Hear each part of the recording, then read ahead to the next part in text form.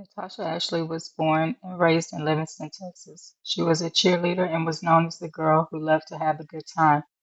It was said that if you were looking to have fun, Natasha was your girl. Her parents decided to move her to her grandparents who lived in Odessa, Texas for her senior year. After she graduated from high school in 1990, she moved to College Station, Texas, where her and some roommates got together and rented an apartment. On Saturday, May the 2nd, 1992, 19-year-old Natasha was looking forward to having a night of fun with some friends.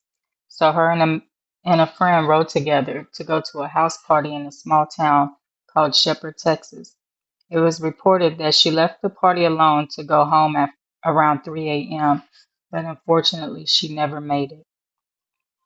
Sunday morning around 10 a.m., a man called the local sheriff's department to report that he had came across a Chevrolet Camaro on a road that had been set on fire. When the deputy arrived on scene, he determined that the vehicle had been stolen or dumped there as an insurance scam without fully inspecting the car.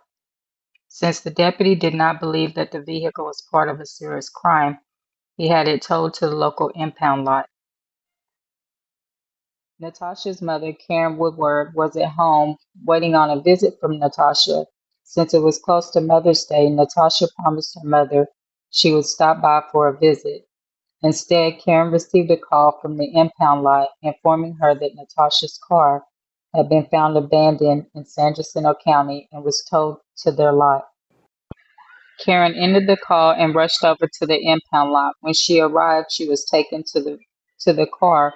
When she saw how badly the car had been burnt, she immediately knew something bad had happened to her daughter. As she inspected the car, she saw Natasha's jewelry in the front seat. She began crying and lost all control of her emotions when she made it to the back hatch of the car and found a human skull.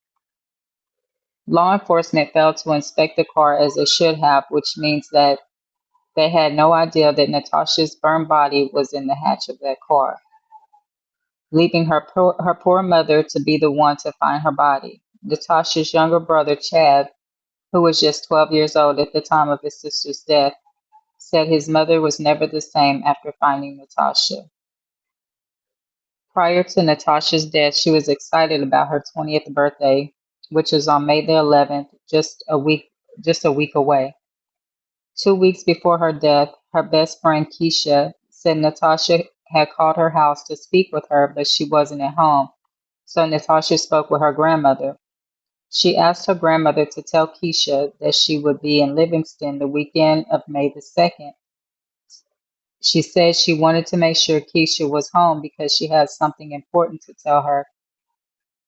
But she'd never get the chance to know what that was because Natasha passed away before they had the opportunity to see each other. Although investigators interviewed many of the teenagers that attended the party, they did not get any information that would be beneficial to their case. Investigators say there was alcohol and drugs at the party, so many of the teens were most likely under the influence. However, many of them agreed that Natasha left the party alone and they had no idea of who would want to hurt her or end her life.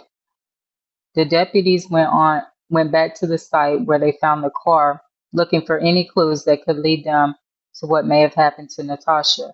Unfortunately, the crime scene had been compromised because the site had not been immediately inspected and the car was quickly removed from the site. Deputies reported that the car had gotten stuck in a rut. They also said that there were no footprints on the ground and no signs of a struggle. The forensic examination of the car determined that the fire had started in the front passenger seat. Investigators reported that a combination of petroleum fuel consistent with drip gas may have been used to start the fire, claiming that someone could have gotten it from the oil wells in the area. Due to the fire being so hot, there was only a small portion of Natasha's bones left, leaving it impossible for medical examiners to determine the cause of death. There were a lot of rumors going around about Natasha's death. Some people believe that someone from the party may have hidden in her car and ambushed her. Others said she was in a physical fight with several people at the party and that they followed her when she left the party and ended her life. Some people believed her life was ended by the son of the county judge who covered it up, and a few people believed that she owed a drug dealer some money. Investigators looked into every rumor, and one of those rumors led to the arrest of two people. Detectives were informed that Natasha had gotten into a fight with 17-year-old Cindy Heron and that her boyfriend, Jim Morton, kicked Natasha in her head. After the fight, Natasha left the party really upset. People said that Cindy and Jim and one other person left right after Natasha left, which led them to believe that they may have caught up to Natasha and ended her life. Although they were both arrested, since the witness recanted his statement, there was no solid evidence against them, so they had to release them from jail. For months after the death of Natasha, many search warrants were served on several homes and vehicles, but no evidence was ever found. Law enforcement asked the public to report any information they may have, but the case turned cold. Over the years, detectives would pull the case and re-examine it, hoping to find something they may have overlooked over the years. In 2023, former county prosecutor and host of TV show Co-Justices Kelly Singler, along with investigator Steve Spingola, went to Shepherd, Texas to examine Natasha's case. They came to a conclusion different from the local law enforcement. They believed that Natasha's death was a horrible accident. She said that she could not prove that anyone else was involved. She thinks Natasha left the party alone while under the influence of drugs and alcohol. She believes that when Natasha's car got stuck in the rut on the road, she couldn't open the doors because the car set too low. So Natasha panicked and crawled to the back, hoping to exit through there. But the Chevrolet Camaro did not come out with the trunk release handles until 2002, so she wouldn't have been able to exit through the hatch.